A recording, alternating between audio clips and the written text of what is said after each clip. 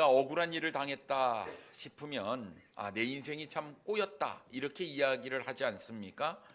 인생이 잘 풀리지 않고 하는 일마다 잘 되지 않을 때 인생이 꼬였다 이렇게 표현을 하는 것 같습니다.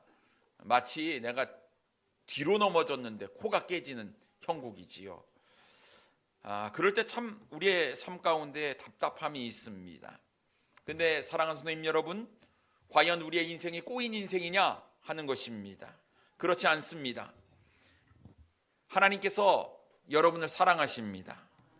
그래서 그 귀하고 귀하신 독생자 예수 그리스도를 우리를 위해서 보내주셨습니다. 예수님께서는 우리를 사랑하셔서 우리 죄를 담당하시기 위해서 기꺼이 자신의 생명을 아낌없이 우리를 위해서 내어주셨습니다. 예수님께서 핏값을 주고 우리를 사셨기 때문에 이제 우리는 주님의 것이 되었습니다. 여러분의 삶이 아니에요. 주님 것입니다. 여러분이 하나님의 자녀가 되는 그 순간 하나님께서 여러분의 삶을 책임져 주시는 것입니다. 그러니 여러분, 지금 내가 당하는 고난이나 어려움 잠시 주어지는 것이지 영원한 것이 아님을 우리가 잊지 말아야 될 줄 믿습니다. 베드로전서 5장 10절 말씀에 보면 모든 은혜의 하나님 곧 그리스도 안에서 너희를 부르사 자기의 영원한 영광에 들어가게 하시니 잠깐 고난을 당한 너희를 친히 온전하게 하시며 굳건하게 하시며 강하게 하시며 털을 견고하게 하시리라 말씀하고 있습니다. 고난은 잠깐입니다. 잠깐 우리에게 주어진 것이라고 말씀하셨고, 하나님께서 그 고난을 우리의 삶 가운데 허락하신 이유가 그 고난을 통해서 우리를 온전케 하시고 굳건하게 하시고 우리를 강하게 하시고 우리의 털을 견고하게 하시기 위함이라고 분명히 말씀하고 계시기 때문에 그렇습니다. 그러니 여러분, 내 인생 가운데 어려움이 찾아왔다, 인생이 꼬였다, 여러분 불평하지 마시기 바랍니다. 하나님이 나를 빚으시고 계시는구나, 하나님께서 나를 향하신 놀라운 뜻이 있구나 라는 것을 우리가 기억하고 그 고난 가운데서도 더욱 하나님을 의지하고 하나님과 함께하는 삶을 살아야 될 줄 믿습니다. 그래서 오늘 우리는 본문 말씀을 가지고 하나님이 함께하는 삶이라는 제목으로 함께 은혜를 나누기를 원합니다. 첫째로, 하나님이 함께해도 억울한 일을 당할 때가 있다는 것이죠. 오늘 본문에 등장하는 주인공은 요셉입니다. 세상적인 관점에서 볼 때 이 요셉의 삶은 완전 꼬인 인생이다 이렇게 이야기할 수 있습니다.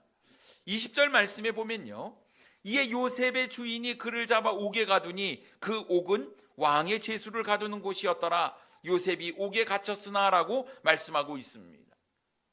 보디발 장군의 집에서 가정 총무로 지냈던 요셉이 갑자기 범죄자가 되었어요. 그래서 이제 감옥에 갇히게 되었습니다.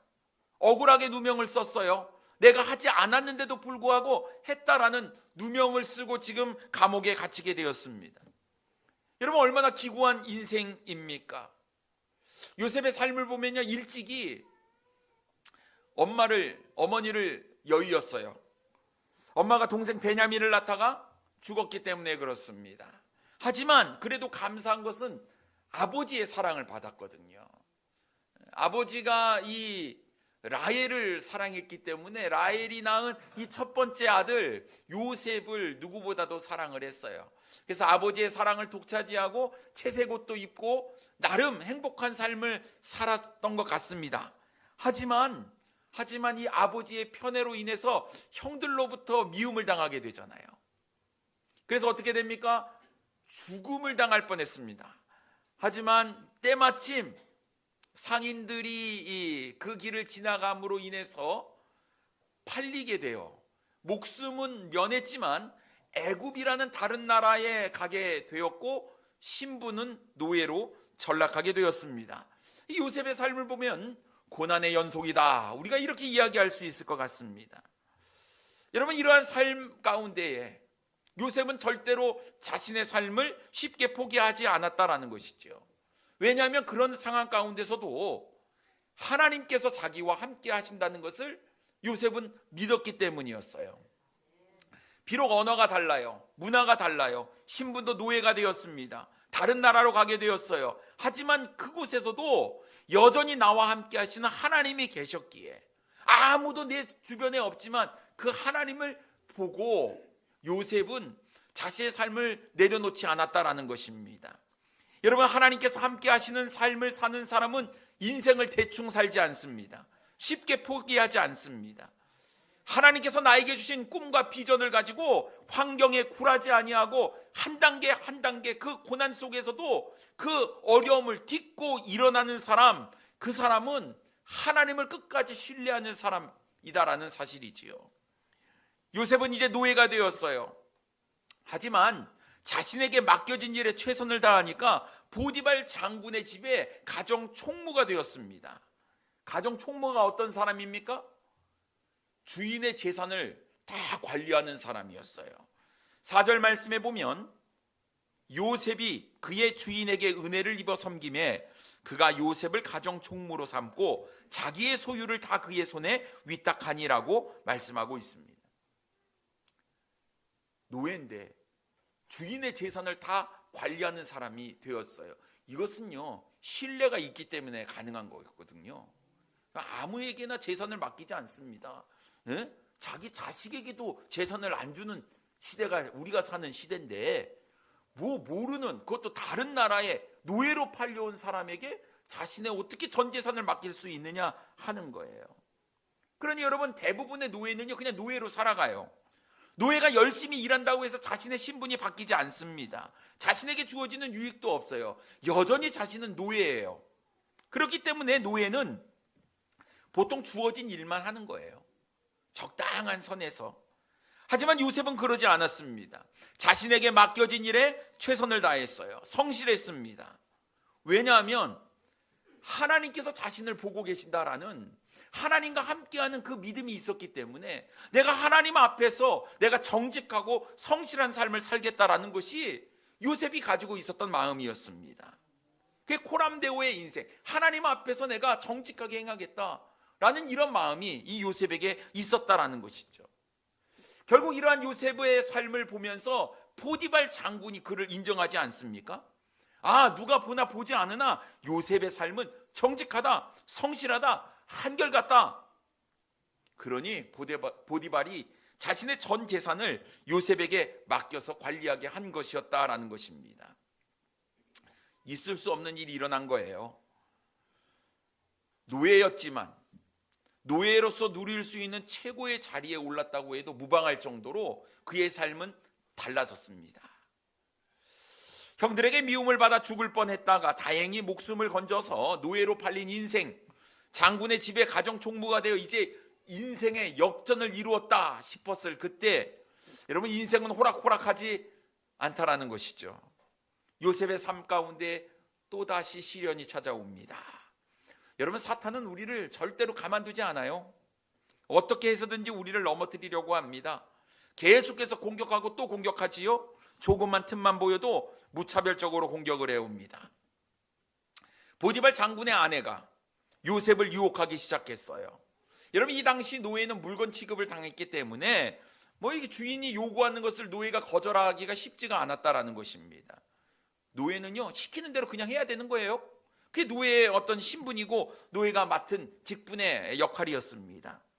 그러니까 이 노예가 주인의 요구를 거절한다?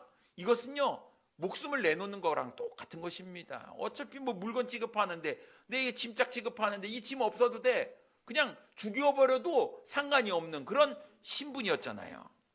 그런데 요셉은요, 내가 하나님의 사람으로서 내가 해야 될 일과 하지 말아야 될 일을 분명히 알고 있었다라는 것이죠. 아, 내가 여주인과의 잘못된 관계를 통해서 편안한 삶을 영위할 수도 있었겠지만 요셉은요, 그럴 수가 없었던 것이었어요. 하나님 앞에서 이것은 옳지 않은 일이었기 때문에 그렇습니다. 9절 말씀에 보면 이 집에는 나보다 큰 이가 없으며 주인이 아무것도 내게 금하지 아니하였어도 금한 것은 당신뿐이니 당신은 그의 아내임이라. 그런즉 내가 어찌 이 큰 악을 행하여 하나님께 죄를 지으리까? 라고 말씀하고 있습니다. 단호하게 거절했지요. 금한 것은 없지만 내가 하나님 앞에서 죄를 짓지 않겠다라는 믿음의 고백이 여기 담겨져 있는 것입니다. 그러나 유혹은 계속됐어요. 보디발 장군의 아내의 요구는 날마다 계속되었다고 성경은 기록하고 있습니다. 10절 말씀에 보면 여인이 날마다 요셉에게 청하였으나 요셉이 듣지 아니하여 통침하지 아니할 뿐더러 함께 있지도 아니하니라라고 말씀하고 있습니다. 여러분, 유혹은 쉽게 넘어갈 수 있어요. 그러니까 어떻게 합니까? 유혹이 왔을 때 그것을 듣지도 말고 함께 하지도 않아야 된다라는 것입니다. 그게 유혹을 이길 수 있는 방법이에요. 유혹의 자리를 요셉은 피한 거예요. 그 자리에 있어봤자 득이 될 게 하나도 없다라는 것이죠.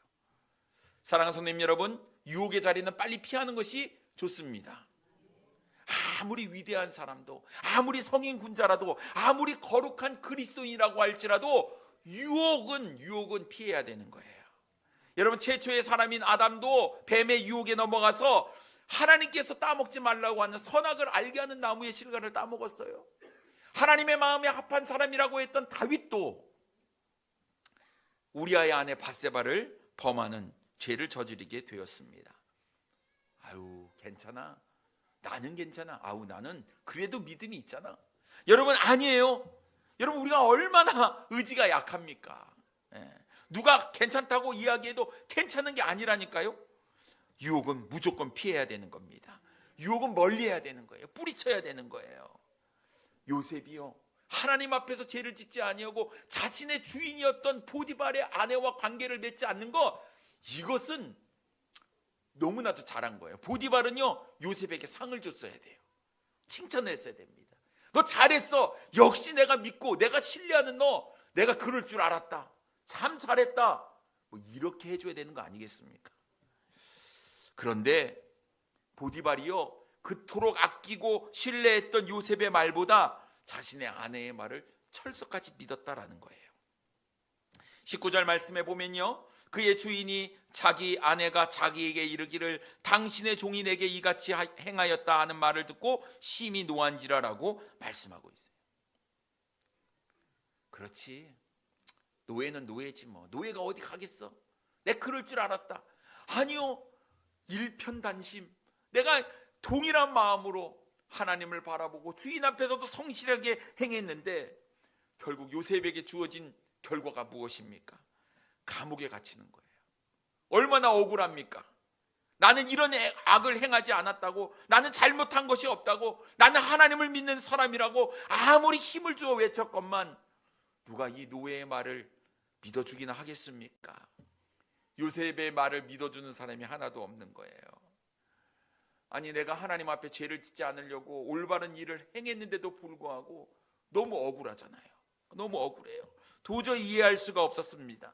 여러분, 이 정도 되면요, 여러분, 하나님께 원망하고 불평하는 말이 나오겠죠. 그럴 것 같습니다. 아유, 내 진짜 하나님 너무하신 거 아닙니까? 아유, 하나님, 정말 하나님이 살아계시다고 한다면, 진짜 나를 사랑하신다고 한다면 어찌 나에게 이렇게 억울한 일을 당하게 합니까? 내가 진짜 하나님 믿고 내 양심에 거리낌이 없이 올바른 일을 행했는데도 불구하고 하나님 왜 나에게 이런 고난과 시련을 주십니까? 우리는 어쩌면 하나님께 막 따지고 싶은 그런 마음이 들 것 같습니다. 여러분, 우리의 인생이 그런 것 같습니다. 억울한 일이 많아요. 나는 진짜 결백하고 나는 진실한데 사람들이 내 말을 믿어주지 않는 거예요. 물론 내가 잘못해서 고난을 당했다? 그거는 내 잘못이니까 내가 마땅히 당해야 되는 것 아니겠습니까? 하지만 내가 잘못한 것이 아닌데도 불구하고 나에게 어려움, 고난, 이런 것들이 주어졌을 때 이게 너무나 억울한 거예요. 우리가 살면서 사람과의 관계가 제일 어려운 것 같습니다. 여러분, 믿는 사람에게 발등 찍힌 적 많이 있으시죠? 동업하자고 그래갖고 막 같이 일을 했는데 회사 돈 빼돌리고 등쳐먹고 도망치는 사람이 한둘이 아닌 거예요. 뭐 좋은 거 있다, 어디에다 투자하라, 귀가 얇아갖고 투자했다가 쫄딱 망한 사람들이 한둘이 아니라는 뉴스를 보게 됩니다. 사실이 아닌 것을 함부로 막 이야기를 해서 마치 그것이 사실인 양, 그래서 내가 나쁜 사람인 것처럼 오도하는 경우도 많이 있음을 보게 됩니다. 억울해요. 아닌데도 불구하고 어디서 하소연을 하고 싶어도 뭐 하소연할 사람도 없어요. 아니, 억울하다고 해서 상대방을 욕하거나 험담하거나 따질 수도 없어요. 왜냐하면 그러면 나도 똑같은 사람이 되기 때문에 그런 것입니다. 그래서 여러분, 사람이 제일 무섭고 사람을 조심해야 된다는 말이 맞는 것 같습니다. 아무리 나와 가깝게 지내는 사람이라고 할지라도, 내가 믿는 사람이라고 할지라도 사람의 마음은요, 한순간에 변할 수 있다라는 것이죠. 오늘의 동지가 내일의 적이 될 수가 있는 거예요. 자신의 유익에 따라 부모, 형제도 버리는 세상이 우리가 사는 세상 아닙니까? 사람을 의지해서는 안 되는 겁니다. 요셉이 보디발을 그렇게 믿었어요. 보디발이 자신을 믿어주니까 더 주인에게 충성을 다했습니다만, 보디발이 자신을 안 믿어주잖아요. 심히 노했다고 성경은 기록하고 있습니다. 자신의 전 재산을 나에게 맡겨주기까지 신뢰했는데 어쩜 한순간에 그렇게 마음이 변할 수 있습니까? 보디발 장군이 요셉의 모습을 보면서 하나님께서 함께 하심을 보며 형통함을 누리는 것을 봤다고 말씀했거든요. 내가 믿는 하나님이 그런 분이라는 것을 보디발 장군이 모르는 것도 아니고 봤는데도 불구하고 나를 못 믿어주고 있다는 이 사실이 정말 요셉은 감당할 수 없을 것 같았습니다. 신뢰관계가 깨진 것이죠. 이제 더 이상 이 외로운 애굽 땅에서 나를 믿어줄 사람은 없습니다. 보디발 장군은 자신을 감옥에 쳐넣게 되었지요. 요셉은 누구에게도 하소연할 사람이 없었어요.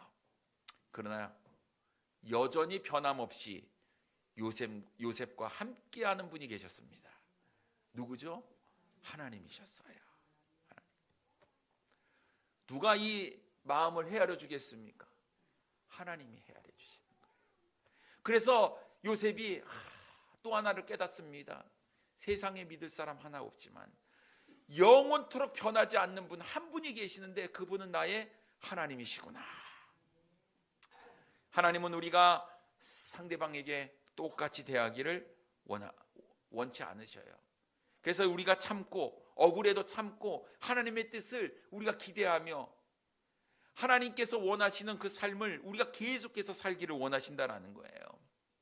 여러분, 눈에는 눈, 이에는 이, 똑같이 대갚아 주기를 우리 하나님께서 원치 않으신다라는 거예요. 주님께서 뭐라고 말씀하셨어요? 오른밤을 누가 치면 왼밤도 돌려대래요. 누가 너를 고발하여 속옷을 가지고자 하면 겉옷까지 주래요. 누군가 억지로 오리를 가게 하면 심리를 가주래요.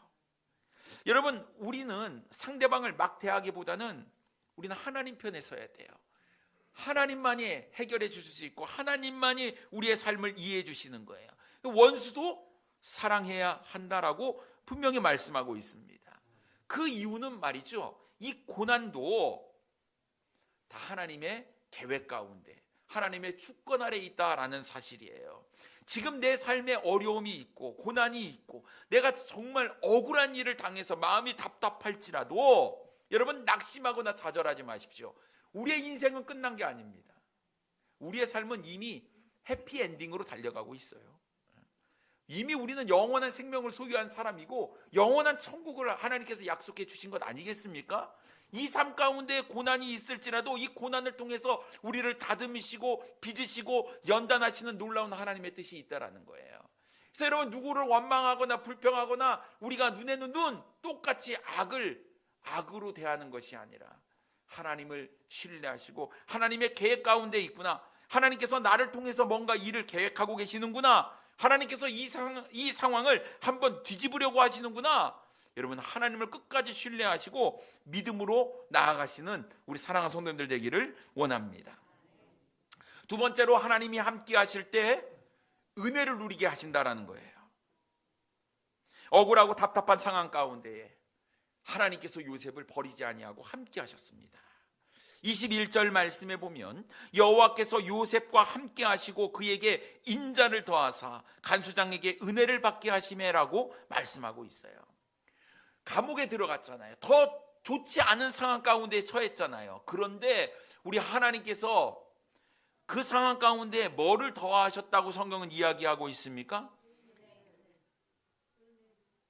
인자를 더하사, 이래 말씀하고 있습니다. 뭐를 더했다고요? 인자.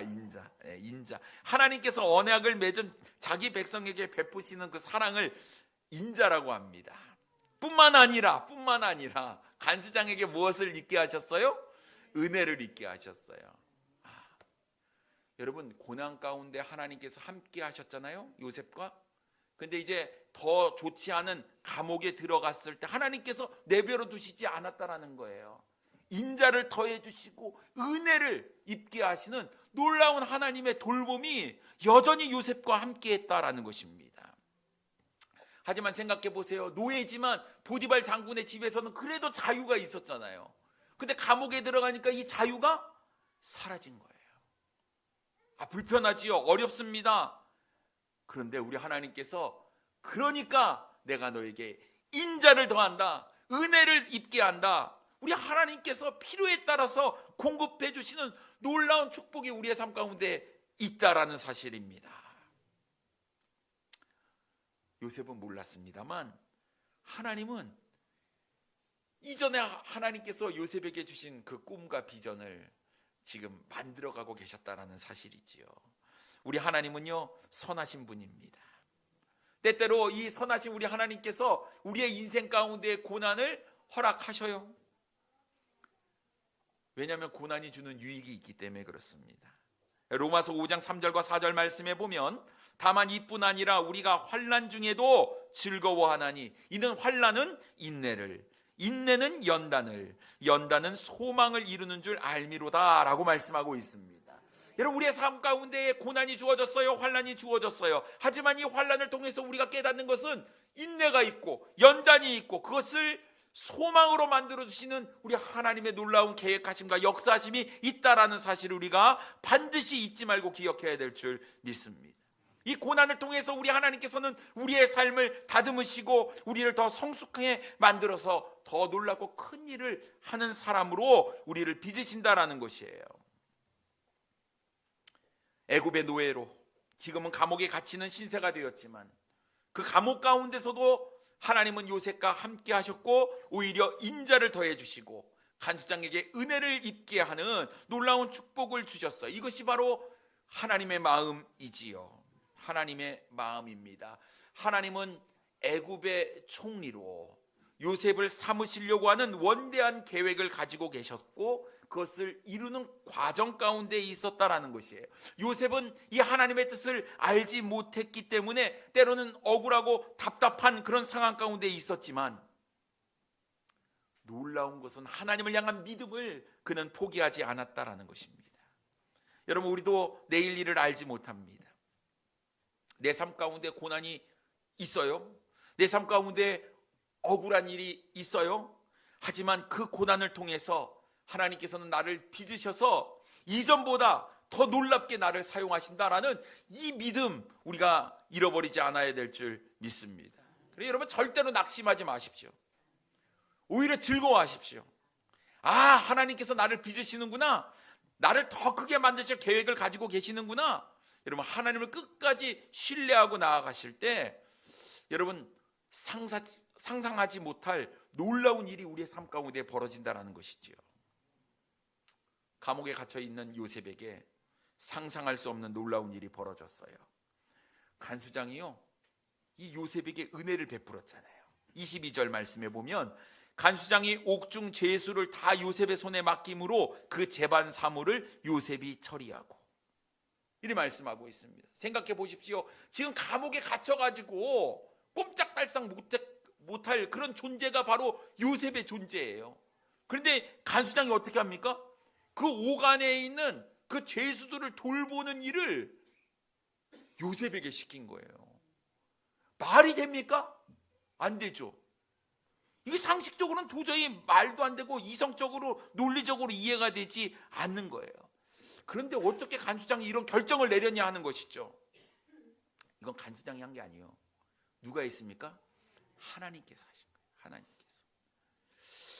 능치 못할 일이 없는 우리 하나님께서 끝까지 신뢰하고 하나님을 바라보는 믿음의 사람을 그냥 두시지 않는 거예요. 하나님께서 이를 계획하셨다라는 것입니다. 간수장이 요셉의 삶의 모습을 봅니다. 요셉의 행동 하나하나를 봤어요? 다른 거예요. 아, 요셉은 죄를 지을 만한 사람이 아니구나 안 거예요. 아, 요셉이 믿는 하나님, 그와 함께 하시는 삶이 어떤지 안 거예요.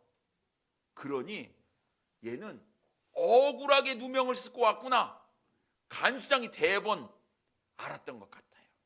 그리고 보디발 장군의 집에서 가정 총무로서 모든 재반 사무를 다 감당했던 이 요셉의 삶을 보면서 감옥에 있는 모든 재반 이 사무의 일을 맡겨도 능히 그는 해낼 수 있겠다 신뢰했습니다. 맡긴 거예요. 간수장이 얼마나 요셉을 신뢰했을까요?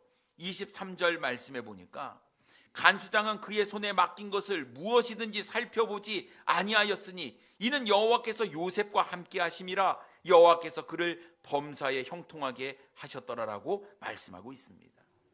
맡겼는데 살펴보지 않았대요. 검사하지 않았대요. 그만큼 믿을 만하다라는 것이죠.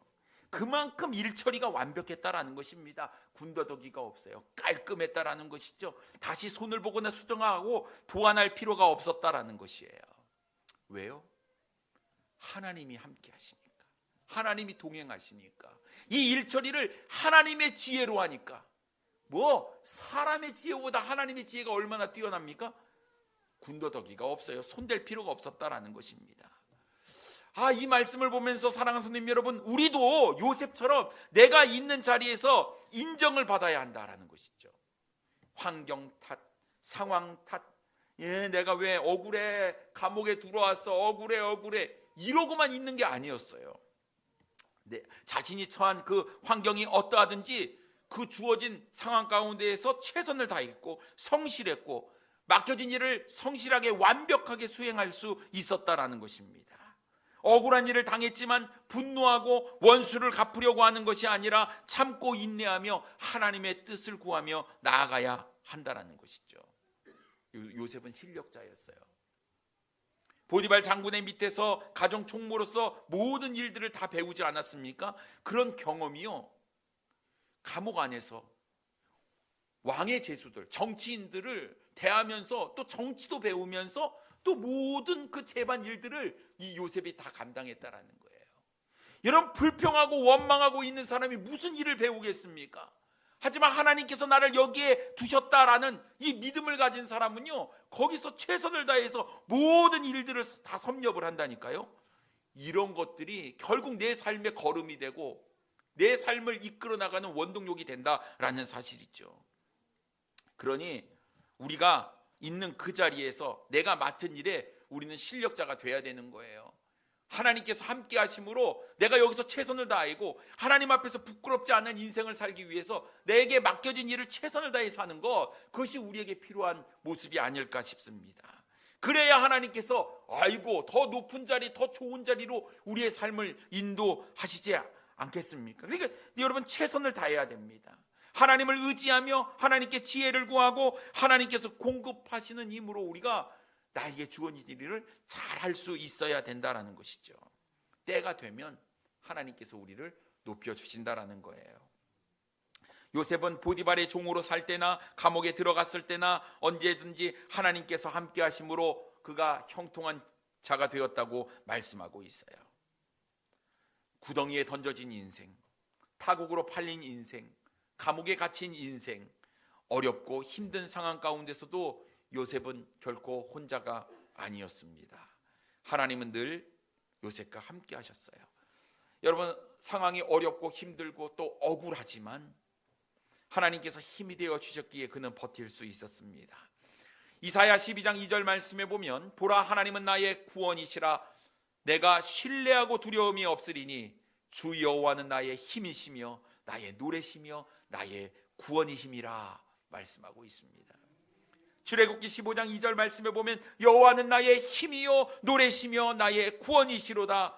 그는 나의 하나님이시니 내가 그를 찬송할 것이요 내 아버지의 하나님이시니 내가 그를 높이리로다 라고 말씀하고 있습니다. 여러분, 우리의 인생 가운데 누가 끝까지 나와 함께 하십니까? 하나님께서 함께 하십니다. 다 나를 버리고 떠날지라도 여러분, 여전히 하나님은 늘 우리와 함께 하신다는 사실을 우리가 잊지 말아야 될 줄 믿습니다. 다 나를 버리고 떠날지라도 하나님은 우리를 떠나지도 아니하시고 버리지도 아니하시고 늘 그 능력의 오른손으로 우리를 붙들 뿐만 아니라 넓은 품에 우리를 품어주신다라는 사실이죠. 그러니 여러분, 우리의 믿음이 요셉을 따라갈 것인지 그렇지 못할 것인지가 결정되어 있는 것 같습니다. 사람들은 하나님을 바라보지 못하고 늘 사람을 바라보지요. 왜 저 사람이 나에게 그렇게 했지? 왜 나를 배신했지? 왜 나를 나 몰라라 했지? 여러분, 우리가 늘 사람에 매여 살면 올무에 걸릴 수밖에 없어요.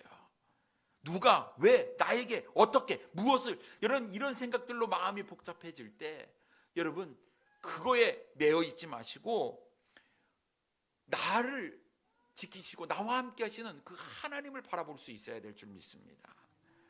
여전히 우리가 사람을 의지하고 물질을 의지하고 산다면 그런 생각이 자꾸 나잖아요. 정작 나와 함께 계신 위대하신 하나님은 우리가 생각하지 못하고 있다라는 것이지요. 하나님은 나의 형편 다 아셔요. 나의 아픔도 아십니다. 나의 억울한 것도 다 아셔요. 그러니 여러분, 낙심하지 마십시오. 좌절하지 마십시오. 그때일수록 우리가 하나님과 함께 해야 될 줄 믿습니다. 하나님께 물으시고 우리가 하나님께서 원하시는 뜻대로 행동하는 것이 중요한 거예요. 지금 내가 혼자 된 건 맞습니다. 혼자 된 느낌도 맞아요. 혼자서 가야 하는 것도 맞는데 그 길 가운데 우리 하나님께서 함께 하신다. 여러분, 절대 잊지 마시고 오히려 사람을 의지하고 사람에게 매달리려고 하는 것이 아니라 나와 항상 함께 하시는 주님을 의지하고 나아가시는 우리 사랑하는 성도님들 되기를 원합니다. 마태복음 28장 20절 말씀에 보면 볼지어다 내가 세상 끝날까지 너희와 항상 함께 있으리라 말씀하셨습니다. 하나님은 우리와 함께 하십니다. 어떤 상황 가운데서 함께 하십니다. 신실하게 주님을 바라보고 믿음으로 나아가시는 우리 사랑하는 성도님들 되기를 원합니다. 온전히 하나님만 의지하시는 삶을 살 때 여러분, 우리의 삶은 이미 주님의 것이니 주님께서 우리의 삶을 책임져 주시리라고 믿습니다. 끝까지 주님 바라보시고 나아가시는 하나님이 함께 하시는 삶을 살아가시는 우리 사랑하는 성도님들 되기를 원합니다. 기도하겠습니다.